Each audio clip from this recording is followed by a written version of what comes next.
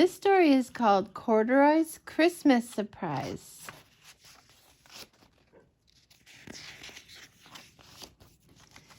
There was only a week to go until Christmas, and Corduroy could hardly wait. This was one of the best times of the year. Corduroy loved the smell of his Christmas tree. He loved taking the ornaments and lights out of the closet. He loved stringing popcorn and berries and trimming the tree. And that was only the beginning. Corduroy's list of fun things to do at Christmas time went on and on and on. Sometimes when people decorate the tree, they call it trimming the tree. That's what that means. This year, Corduroy thought to himself, Christmas was going to be even more fun than usual.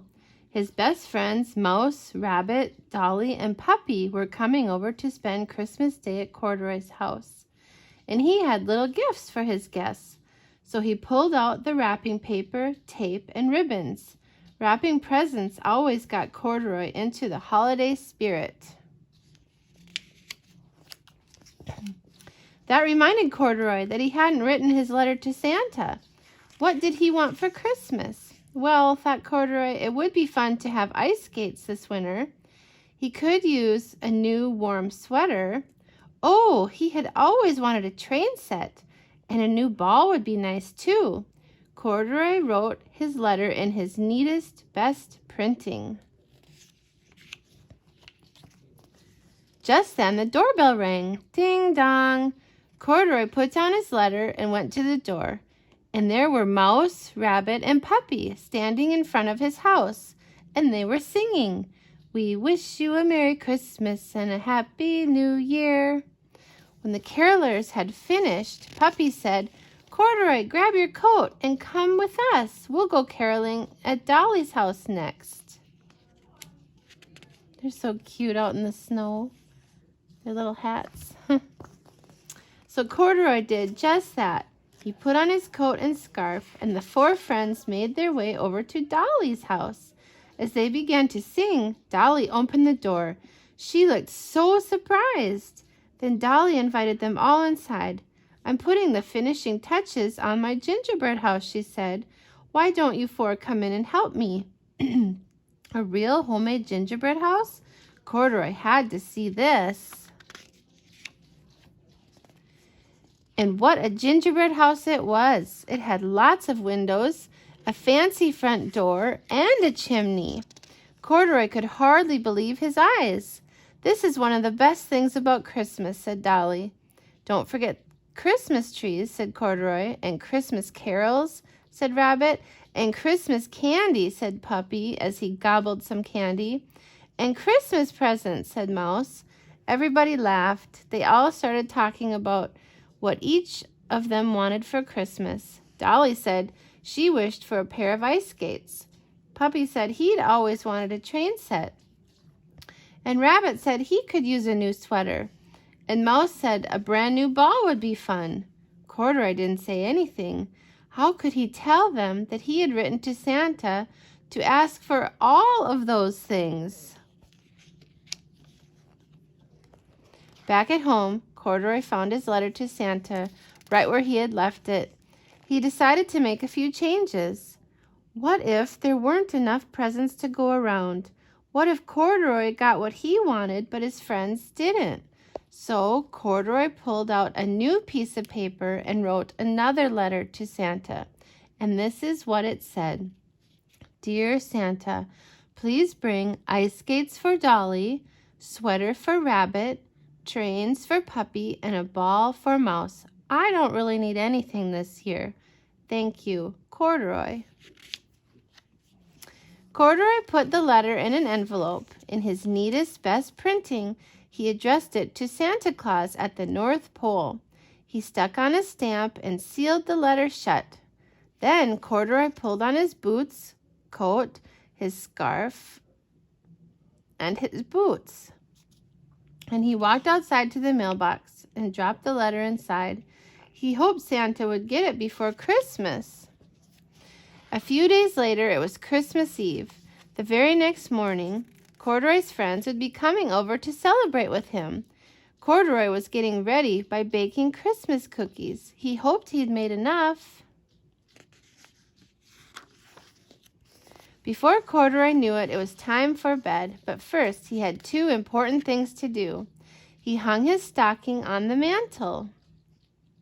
This is a mantle on the fireplace. And he left milk and cookies on the table for you-know-who.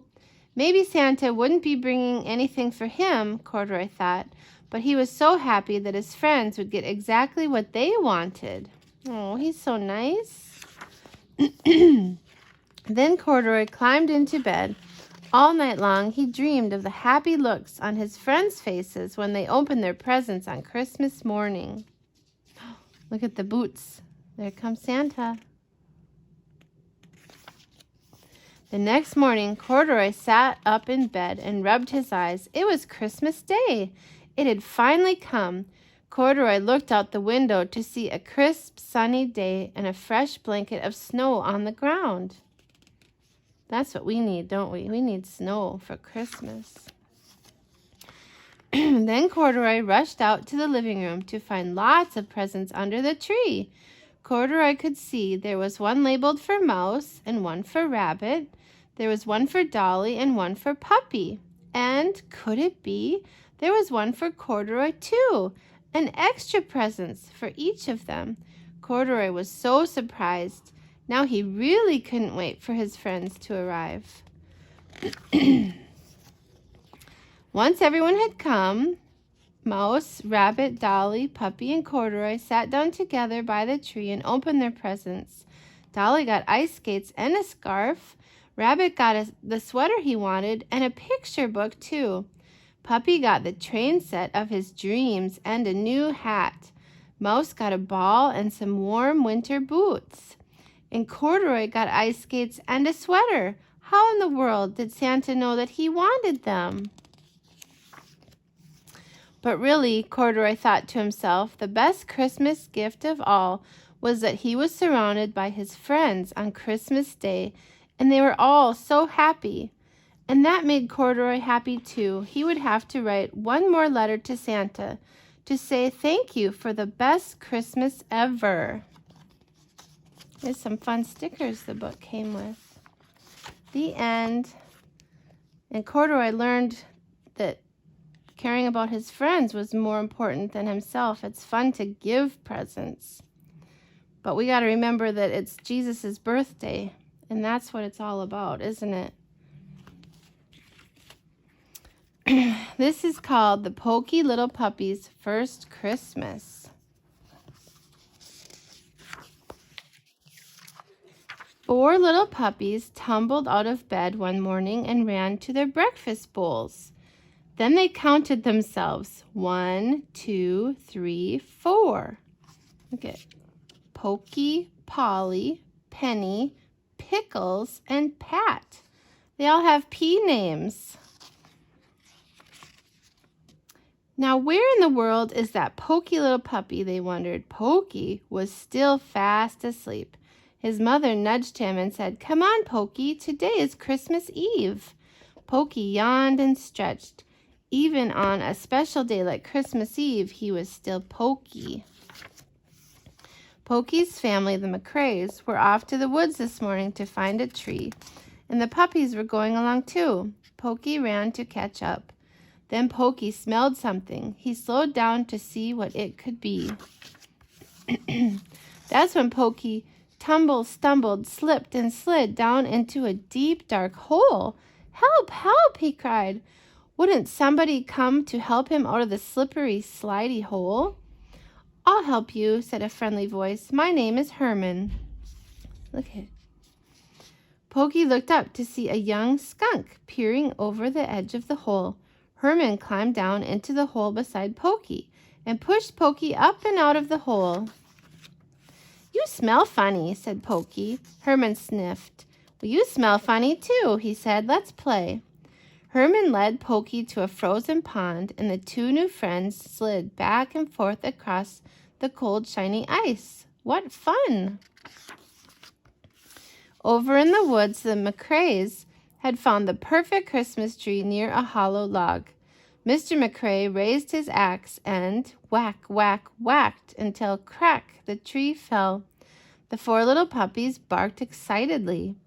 Pokey heard his sister Pickles call, "Pokey, come on, Pokey." He was sorry to have to say goodbye to his new friend. "It's easy to find me," said Herman.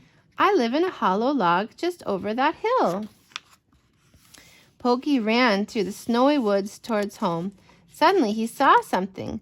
Pokey stopped to sniff the strange object up and down. It was an old red rubber boot. The boot was too wonderful to leave behind, so Pokey dragged it all the way home. "You're late," Pokey's mother scolded gently when he came through the gate. "See what I found?" exclaimed Pokey.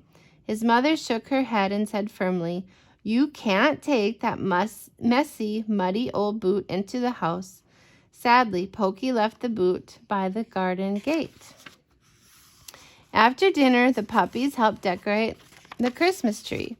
When the tree was glowing with winking, blinking, and shimmery glass balls, Pokey's mother told her puppies all about Christmas.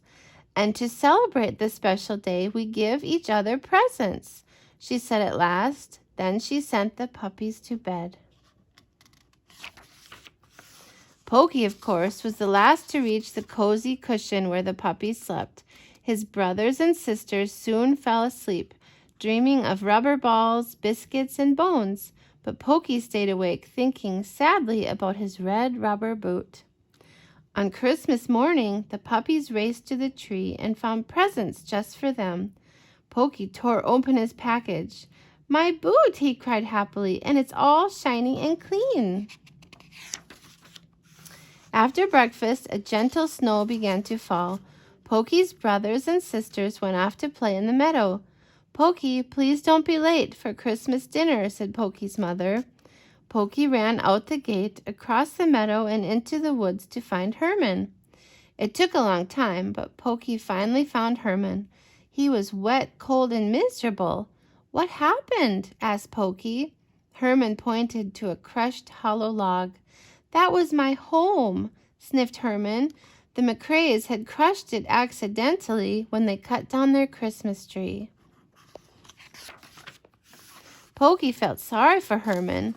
The little skunk was alone in the cold, snowy woods, and he had no home, so Pokey took Herman home with him. Pokey's mother was surprised to find that her puppy had made friends with a skunk. But Pokey's mother felt sorry for Herman too. That night she let him sleep in the doghouse she and her puppies shared in the summer.